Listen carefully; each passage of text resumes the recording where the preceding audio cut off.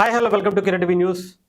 మనతో పాటు ప్రముఖ రాజకీయ సామాజిక విశ్లేషకులు చంద్ర శ్రీనివాస్ గారు ఉన్నారు. ఆంధ్రప్రదేశ్లో ఫ్రీ బస్ మహిళలందరికీ కూడా ఉచిత బస్సు ప్రయాణాన్ని అనౌన్స్ చేశారు.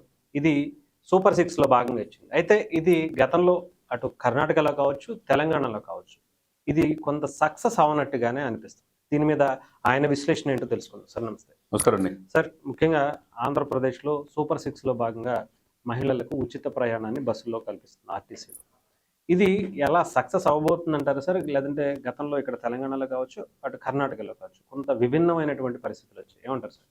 ఏది కూడా కొత్తగా పెట్టిన తర్వాత కొద్దిగా అటుపోట్లు ఉన్నాయి, అది సరిదిద్దుకొని ముందుకెళ్ళాలంతే.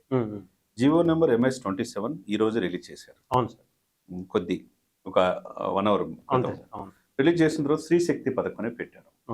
మీరు కర్ణాటకలో ఆ పథకంతో ఇక్కడ కాంగ్రెస్ అధికారంలో వచ్చిందనే భావంతో తెలంగాణలో కూడా పెట్టారు.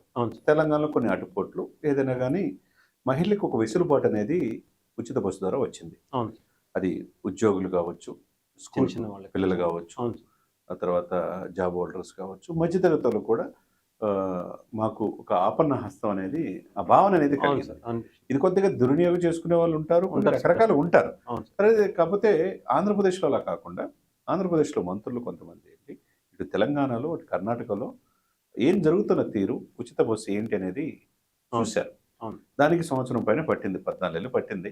ఇంకా ఎవరేదనేది ప్రతిపక్షాలు విమర్శిస్తున్నా మొత్తానికి ఈరోజు ఆగస్టు 15 నుంచి ఇస్తామని చెప్పిన మాట ప్రకారం జియో MS-27 అనేది రిలీజ్ చేశారు. ఇది స్త్రీ శక్తి పథకం.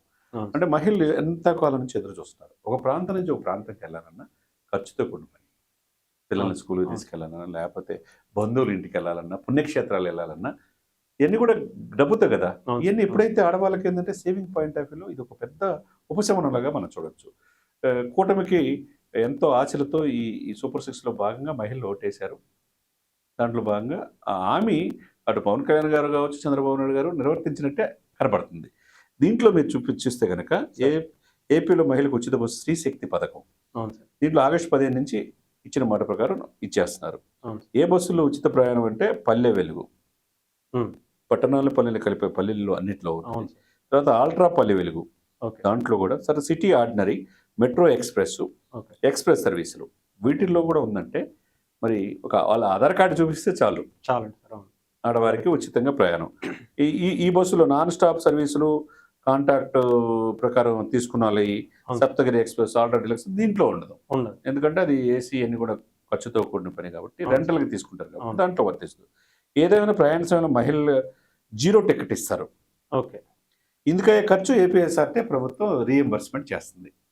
కాబట్టి ఈ స్కీమ్ అనేది ఒక మహిళలో ఈ కూటమి పట్ల అటు పవన్ కళ్యాణ్ గారు కావచ్చు, ఇటు చంద్రబాబు నాయుడు గారి పట్ల వాళ్ళు ఇచ్చిన హామీ ఇన్నాళ్ళకైనా ఇచ్చేసినందుకు ఒక వాళ్ళలో ఆనందాన్ని కలుగుతుంది.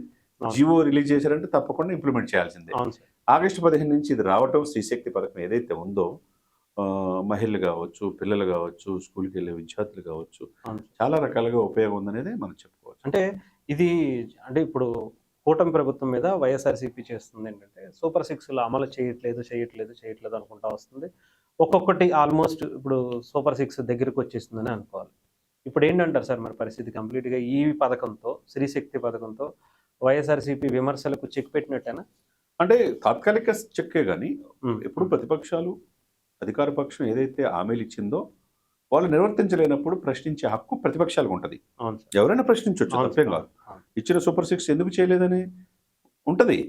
అది నిరంతర ప్రక్రియ. అది దీంట్లో ఏదో లోటుపాట్లు ఉంటాయి, ఎందుకు ఇవ్వట్లేదు అన్నది. అయినా కానీ పెంచిన పెన్షన్లో ఒకటికి ఇస్తున్నారు కదా, డబ్బులు ఉన్నాయి, అప్పులమైపోయిన ఆంధ్రప్రదేశ్ని గాడిలో పెడుతున్నారు కదా. పోలవరం పూర్తయితే ఆశ కలుగుతుంది కదా.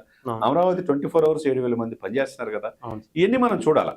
ఇప్పటికిప్పుడు అంత అద్భుతాలు సృష్టిస్తామంటే కుదరదు. అది ఈ యొక్క పీరియడ్తో పాటు ఇంకొక 5 సంవత్సరాలు కూడా ఈ కూటమి ఉంటే కనుక డెఫినెట్గా వాళ్ళు అనుకున్నవి జరుగుతుంది.